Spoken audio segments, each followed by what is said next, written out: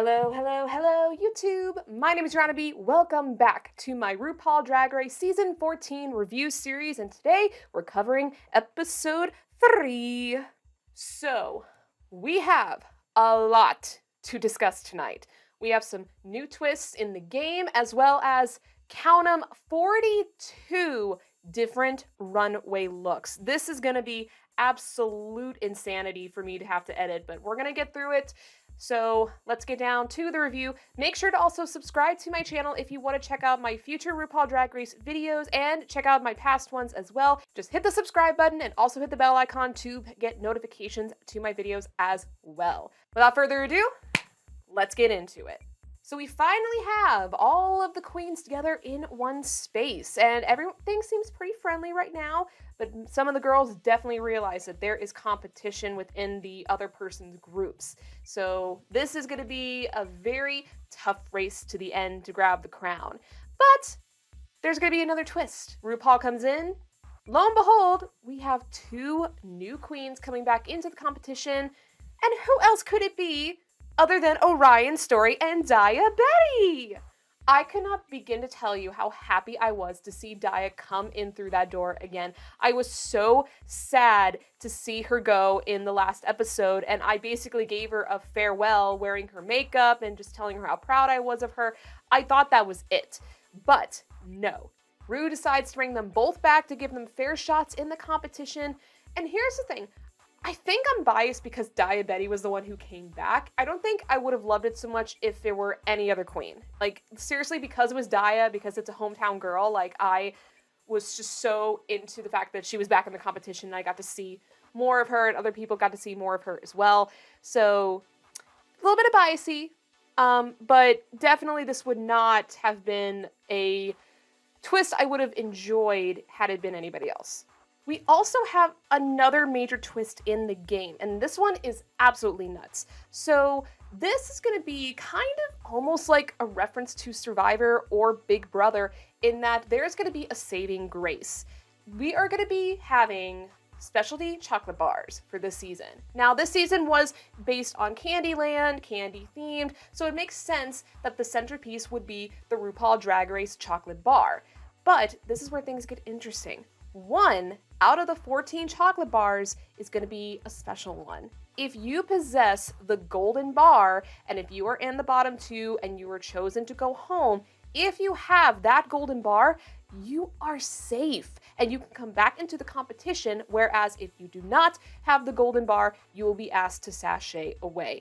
This is nuts. Like, this is seriously like so much Survivor relation to this, and I'm kind of here for it. It's weird, but I think it's interesting. I think it's really going to showcase how well of a new twist this is, depending on who gets the bar. If it's someone who's a fan favorite, like say for example, like Cornbread or Willow, they are in the bottom 2. If they have the golden bar and they stay, that it would be huge. But if it's kind of just for a normal queen, and I don't want to say normal because, you know, I don't want to get flagged for any of that, but if they have the golden bar, it might not go over so well. So really, we're going to have to wait and see on who has the bar, or if it'll even be used at all. I would have to assume that the golden bar is going to be a feature in this season somehow, some way. I don't think there's, I mean, it could happen, but because it's going to be such an integral, that's not even the right word, it's going to be a big part of the season that it has to be used in the way it was intended. So we'll have to wait and see on that. So on to the main challenge, and this is a doozy and a first in Drag Race history. We are having 2 different fashion balls. This is nuts. This is the most looks we've ever seen on this runway, and the idea of doing 2 different balls, like, it's kind of weird. I think it's definitely playing into the idea that a lot of people love watching Drag Race for the fashion, which obviously this is a big play up on that. But it's a lot. 42? That's a lot. So the week 1 girls, they are going to be doing hide and chic, which is basically a play on animal print. Then the week 2 girls are going to be doing red, white, and blue. It is an election year with the midterms coming up in 2022. So RuPaul's Drag Race usually does something patriotic. Now this year is no different. They're each are going to have their own resort evening, and wedding gown looks. The wedding gown, of course, has to be made from scratch. Wedding is kind of loosely used in this challenge, but I think I'll take it as bridal themed. I don't think they were going for like full on season 2 wedding challenge, but as long as it's bridal, I think that works in here. Some really quick things before we get on to the looks. There was some more talk about Maddie being straight and how his girlfriend has actually been very supportive of his drag career. And I think that's great because I feel like there's a lot of women who both would and would not like their significant other to be a drag queen or work in drag. It's a lot. It's a different environment, and it also, given the person who's thinking this way, but it could be also just testing someone's masculinity, which is so stupid, but I know that there are people like that. I live in the Midwest. It makes total sense. So does Maddie also, which is great that he's been able to find somebody who loves his drag in the Midwest. Like, it's not... We are a very, very small bunch here in the Midwest. And of course, we have to talk about that this is a sewing challenge, and there's still girls, even in season 14, who do not know how to sew. It's so, like, can you not learn to at least hand stitch? Like, it's not, like, I am a terrible sewer, but I can at least manage a hand stitch. Like, I have made some stuff just, like, with hot glue, bad stitch work, and a hope and a prayer. So it doesn't make any sense to me why there are still queens who just can't come to this competition and know how to goddamn sew. Most notably, we had June and Carrie Colby, who just didn't know what to do. Also, the fact that June was saying that she's a stylist but doesn't know how to sew, like, that's a little suspect. Now we have to talk about one of the most talked about things in this episode, and it wasn't anything to do with the runways. It was about Miss Diabetti eating a dragonfly. This is like the most like Southern Midwest thing I think I've ever seen on this show. Literally, it does not surprise me at all that Dia would do this. She's a punk, she's a badass, and also from the Midwest, we're around dragonflies pretty often in the spring and summertime. But the fact that Cornbread told her, like, I'm gonna give you $1,000 if you eat this dragonfly is just like, oh, it was so weird. It was so nuts. It's like, that is Fear Factor. Like, Survivor or Fear Factor has made its way into Drag Race thanks to Miss Diabetti, or Diabetica, as Cornbread likes to call her. It's just, oh my god. And I think the quote of the season has to be like, guys, I eat ass, I can eat a bug. It's like, that is going to like be a part of Dia's career forever, and I'm kind of here for it.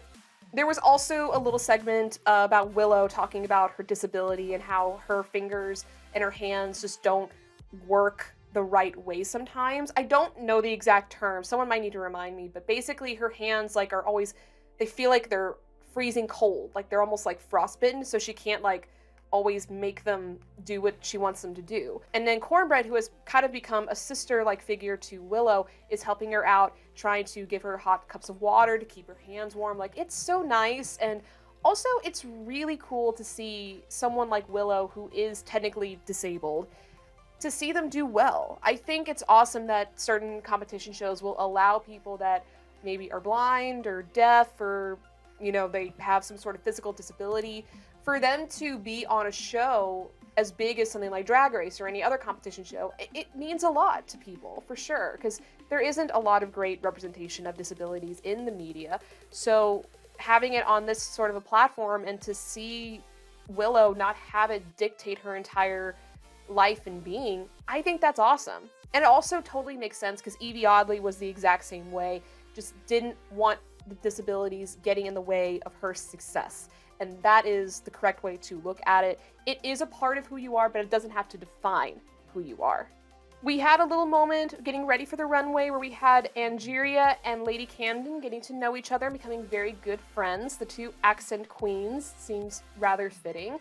And also a very touching story about Orion and the relationship with her mom, who had sadly committed suicide.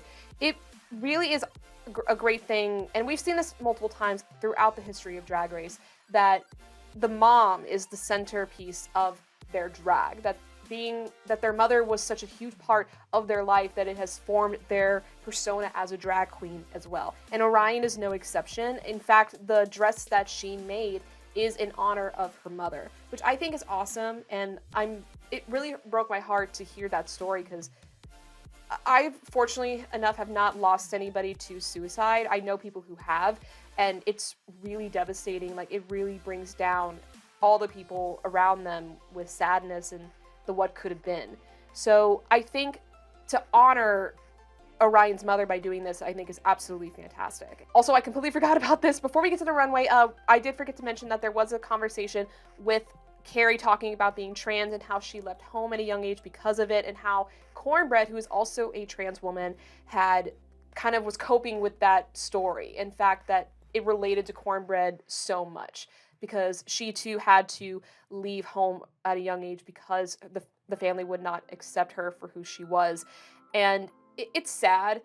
I have yet to meet people in my little group of friends who have had their family abandon them.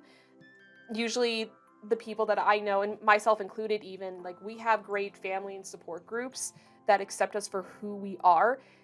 And I think that this is a great environment for people to come together and for them to relate on things they have in common, things they don't have in common. It's a safer environment. It's a competition, but it's still like you can learn and grow from each other from this experience. So I liked seeing that vulnerability from Cornbread, as well as this open conversation about being trans or being a certain sexuality and how it affects your family and your home life. All right, now we're getting into the runway. So how I'm going to do this is I have the clips of the runways pulled up. We're gonna do the hide and chic ball first. I'm gonna quickly go through the first two looks, and then I'm gonna more so talk about the ones they made from scratch, kind of like how they do it on Fashion Photo Review. So without further ado, let us start this bowl. All right, so Alyssa Hunter, it's not bad, but it's also not wowing me. I mean, I like the reference to racing stripes. I think it's a fun concept, but I'm gonna give it a boot. It just doesn't do anything really for me. Bosco, this is actually kind of nice. Girl, what did I say about horns or any head appendages? Put them away for the time being. But other than that, I love this bodysuit. I think it's really cool with the coat. It fits her body like a glove, so I will give this a toot. Next up is Willow Pill. This I love. This is absolutely adorable. Is it a little pedestrian? Kind of, but I think the patterns work really well together that I'm willing to kind of forgive it. So 100%, this is a toot. Next up is Carrie Colby. This is cute. I like this. It's very 90s, especially with the Christina Aguilera hair. I like the dress. It's really, really cute. I love the hat. The pink is an interesting choice. I kind of wish that there was maybe a pink belt around the waist to give it a little bit more dimension. But other than that tiny little detail, I think this is really, really cute. I give this a toot. Next up is Cornbread. I think this really fits well for her body, especially those pants. I hate that color. Beige is the most boring, bland color you could possibly imagine. And also, the hair is, I kind of want it to be a little bit bigger. Her top part is a little smushed. It's very tiny. And because you're putting so much emphasis on the lower half, you need to add something up on top as well so it doesn't make you look really, really just kind of I don't know, like a potato. I couldn't find a better word. But I mean, it's not bad, so I guess I'll give it a toot, but it's a gentle toot. Next up is Orion's story. Love the look, hate that wig. I hate that hair so much. I mean, if you're gonna do a Cruella inspired, you go all out with it, that just looks like a weird half-ass attempt at a Cruella hairdo. I don't get it. I hate that hair so much. It also hides her face. She's got a gorgeous face. Why hide it? I'll give it a gentle toot because the rest of the look is great, but oh god, just can't do it with that hair. Next up is June Jambalaya. This is actually really nice. This is really cool. I'm not a big fan I kind of wish she had dry shampooed that wig a little bit, or maybe had add a little bit more volume to it, kind of like how Cornbread I wish had done the same. Is that skirt ill-fitting, or is it just because she's a big girl and trying to wear a mini skirt's not an easy thing to do? I don't know. But it's a cute look, so I'll definitely give it a 2. All right, next up, we're at the second part of the runway. This is leopard evening wear. So first up is Alyssa Hunter. This is beautiful. This is great. Like, the leopard looks really on point. It's the wide shoulders. I talked about a lot of this in the first episode, but the shoulders are great. It makes her look very petite, especially around the waist. That hat is glorious. Like, that is rich. That is old Hollywood. Like, I live for that. That is a total toot. Bosco. I don't really like this. Like, I like the idea of clashing patterns, but you really need to go over the top if you're gonna go with that. Because this is literally just 2 different types of leopard, and I just don't like the way they look together. So, as much as I like the first look, and I love the way she's rocking it, I just don't like this. I'm gonna give this a boot. Willow Pill. This is awesome. This is great. I love this. The only critique I have for this is that I wish that dress hit the floor, but other than that, I love the black on black leopard print. I love the chains. It's very Versace, very 90s. I just really, really love it. It's so cute. It's so sexy. Love this. This is a total toot for me. Next up is Carrie Colby. I like this. This is really nice. I don't really understand what this has to do with, like, evening. This is probably what she would have done for executive realness, but I'll let that slide because that is a great choice in fabric with it being a different color. The hat, great detail with it spinning. I only wish that she did not put the fabric or the bows on the shoe. That just makes her shoe or feet look extra, like, big. I think if she had done without it, it would be a complete perfect look. But other than that, I will still give it a 2, but it's like, yeah, just take the bows off the shoe. Cornbread is next. This is ballsy for you as a big girl to wear a all velvet dress. Holy crap. I've got to give her props for that. That hair is a lot better. I wish that leopard detailing was a little bit more prominent and that it was a brighter of a color. It looks very flat on her body. I wish it were a different color or a brighter shade of brown. But, I mean, I gotta give her props that it's an all velvet dress and she rocked it. So I gotta give it a toot. Orion's story is next. This was definitely in need of some editing. I agreed with the judges. There should have been some things needed to go away here. Also, why the nipple show? Are you just obsessed with nipples, girl? It's like, I wish that the teeth were gone and the rest of the look could stay the same, or that you just have, like, a single panel go down the front, get rid of the straps, and then you can keep the teeth. Like, something had to give here, and it didn't, so for that, I'm gonna give it a boot. Next, June Jambalaya. Oh, God bless her heart. Girl, you need to model your shit before you take it on to Drag Race. The fact she kept tripping on that dress, it just showed that she wasn't confident enough in it. And it isn't bad on her, but the fact that she can't walk in it, it's just making me be like, girl, why wear a dress you can't walk in? We're not telling you to wear this. You chose to wear this. I mean, I'm gonna give it a toot because it does look great on her, but girl, you needed to model that shit. Now we are on to the bridal couture handmade looks. So first up is Alyssa. I mean, it's not bad. I like the top a lot. I love all that bedazzling detail throughout the top. I don't like that bouquet. Those flowers are not cool. There's something weird with that skirt though. And I know that she made that very last minute, but there's something off with that skirt. I don't know. It's like both good and something's a little bit off. So I'm gonna give it a gentle toot because it is really great on her, but there's just some tiny little details I wish weren't there. Next up is Bosco. I don't mind this. I wish that red fabric was not around her waist though. That is not, in my opinion, a great place to have, I guess like a peplum of sorts or like a bottom cape. I don't know. It's just, I kind of just wish she had not even done the red at all. If she had just done like that tube dress, I think it would have looked a lot better and she could have styled it more. It's just, that red fabric is very distracting to me. I'm not gonna hate it on that though, because it could easily be taken away. So for that, again, a gentle toot from me. Next up, Willow Pill. I mean, come on. Like, this is great. I love this.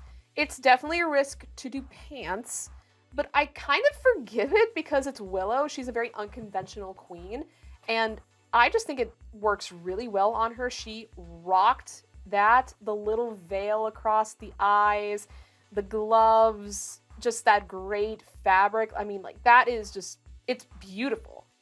Absolutely stunning. So I got to give that a toot. So 3 toots for Miss Willow Pill.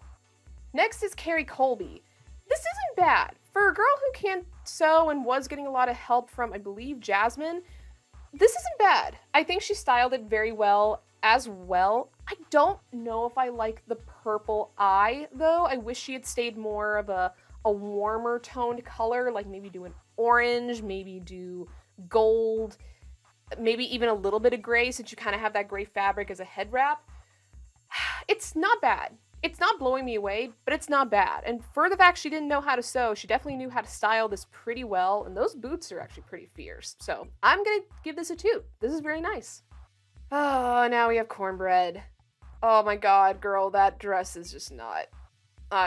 no. That dress is so bad. Those hips, she did not... Oh my god, those hips are bothering me so much. It looks uneven. I don't know if she did a weird pleat or a weird hemline there. I don't know. That's bottom half of that dress is just not cute at all. I actually think the hair is the best part and her makeup looks pretty good. I hate that dress. I'm sorry. It is just so, it looks so off. It looks like really bad off the rack prom or homecoming dress. No, that's a boot for me. Next up, Orion's story. This is really cute. I like this a lot. Now, the judges were saying it's a little over-embellished. I personally don't really see it. I think they're subtle enough where it's not overtly distracting. And it is a simple tube dress. Like, add a little bit of a little zhuzh to it to make it stand out more. I actually like it, though. Probably the only thing I would get rid of is probably the back bow. But other than that, like, I love this. It's really cute. It fits her very well. And she's definitely given you like the, Peg Bundy from Married with Children, I think that's the reference. It looks exactly like that. So it got all the marks for me, so it's a 2. Next is June, a jambalaya, and oh boy, girl, you did not have a good week on this runway. I actually think this outfit isn't bad. Again, I wish there were some things taken off. It was very top heavy when she moved the bouquet, because the whole entire runway she didn't move the bouquet. Show us the dress, girl. There were some details that needed to be taken away. It was very top heavy. It made her look very heavy on top.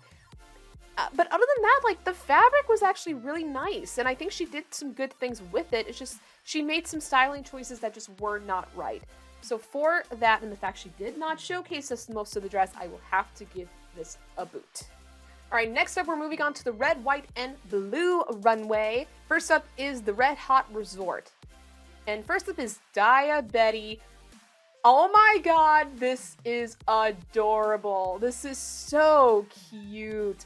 I will freely admit her head is a little teeny tiny, but if she's going for a Barbie doll effect, like, I'm not going to judge her. Barbie doll heads are very tiny as it is. That wig, that hair is fantastic. Like, I think she did that herself, but that wig is so good. Just everything about it. I love it. Love it, love it, love it. Total tooth for me. Angeria is next.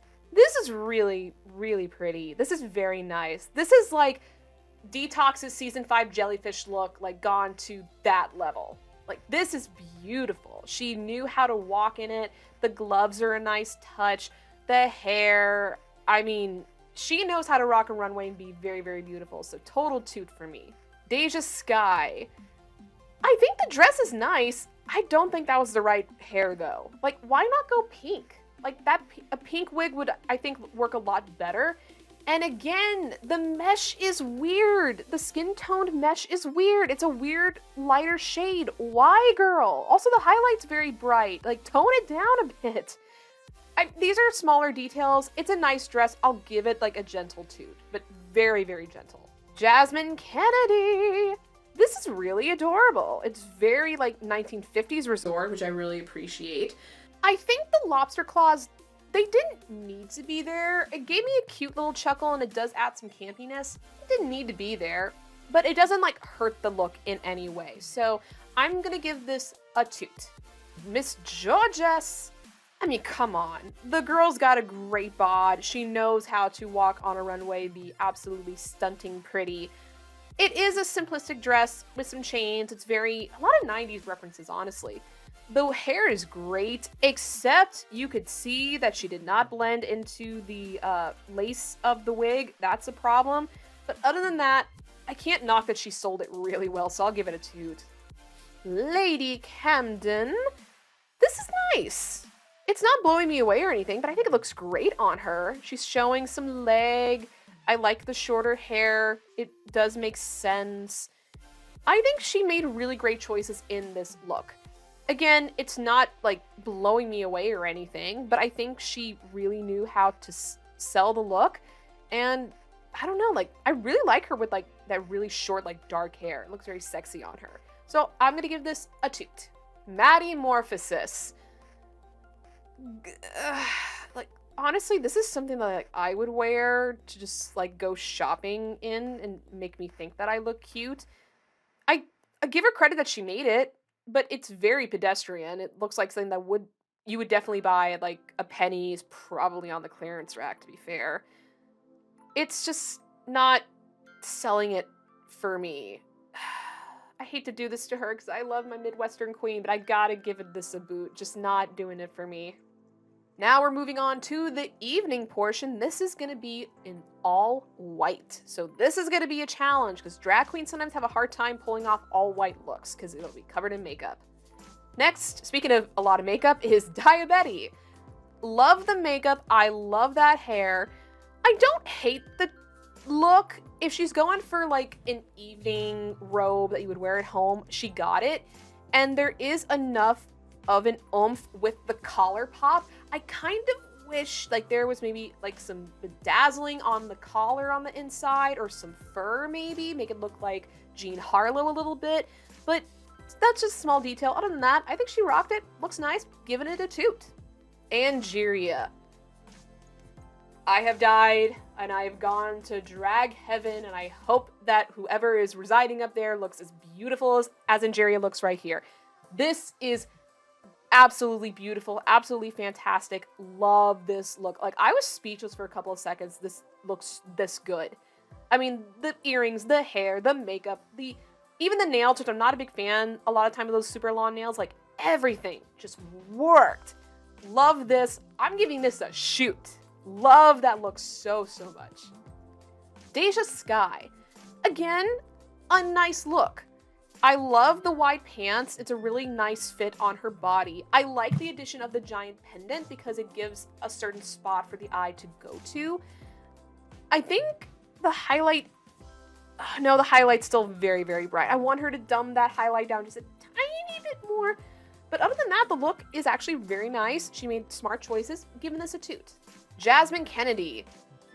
I would love this a lot more if the mesh skin tone fabric looked better. I understand that it's not easy to find the perfect shade for like your skin tone, like nude illusion look, but I can totally tell that it's way too dark. It's really bothering me. If that weren't there, this would be 10 times better to me. It's not bad. I'm giving it a toot, but girl, you gotta get your mesh fabrics fixed. It's bothering me. Next up is Georges, and Ariana Grande better like check her back because Georges is coming for her wig because literally she is spitting image of Ariana. I think this is a great dress. The slit that high, nice choice on a girl who's that small. I love the little elbow bows.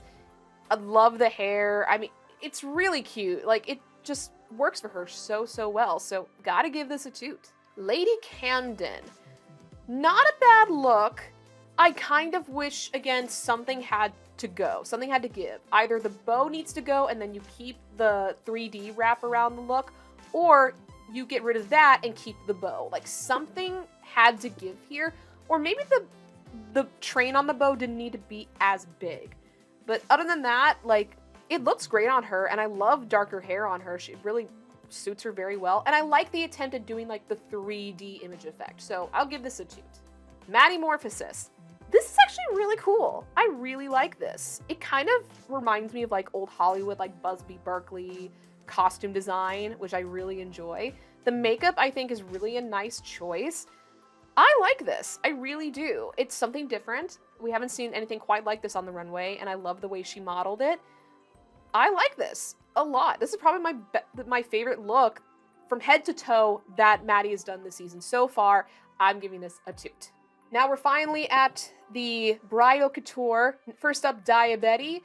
I mean, you can get more Diabetti than this. This is great. It's so her. I can kind of see the Crystal Method influence with the ruffle, but I think that what Dia does really well is that she brings like a punk edge. She brings that rocker vibe to her looks that Crystal really doesn't have. Crystal's more whimsical, very campy, but Dia is rock. She's so punk, and she loves adding that edge to her drag, and she totally did it here. From head to toe, this is fabulous. 3 toots all around for Miss Diabetti. Love you, girl. Angeria's next. This is a beautiful dress. The thing that bothers me a little bit is that I wish there was more blue. She didn't incorporate a lot of blue throughout these whole runways. I kind of wish there was more of them, possibly. But, I mean, other than that, it's a beautiful dress. It fits her very well. I don't mind the arm capes. I think they make the look a little bit more interesting. And she just nailed this all the runways, actually. So, giving this a toot. Another 3 toots for Miss Angeria. Deja Sky. This is cute, except for the sash.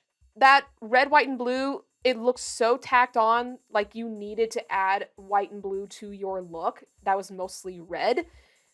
There was just, I wish she had done more. I think what I would have liked is if she maybe had done like an open back and have the sash go down her back and then like kind of flow it out behind her, make it like a train. I think that would have worked a lot better than just like tacking it onto the front like that.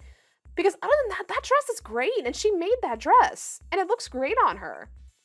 I just wish that that sash was somewhere else, but because of that workmanship into that dress, I gotta give it a toot. Jasmine Kennedy. I'm very hit or miss on this dress. I think the idea of putting that big giant star on her was a great choice. I love just the single red fabric flowing to the bottom.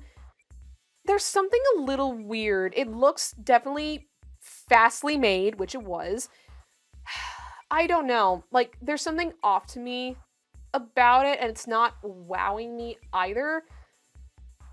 It's tough. Like, okay, I'll give it a gentle toot. I've been doing that a lot in these runways. I'll give it a gentle toot because it's a lot that she did in a short amount of time. I'll give her credit for it, but there's just something off about it to me. Gorgeous. I mean, for a girl who I don't think knew how to sew or had very little knowledge of sewing, it's not a bad look. I hate that fabric. Like, that is so, like, Party City costume for Halloween fabric, and it's so, like, bad to work with. It's so cheap to look at. I mean, she made the most of it, and I do think that she met the challenge head on, and she did a decent job. I think I just hate that fabric more than anything, but I'm not going to let that dictate the look. I will give this a toot. I just wish it were a different fabric. Lady Camden, again going with like the wraparound effect, wanting to do that 3D look. I don't mind it. My favorite part though, that dress, if she did like that, like fabric meshing and painting look herself, like kudos, because that looks absolutely fantastic. The garland is a little distracting, but I don't find it too distracting that's bothering me so much.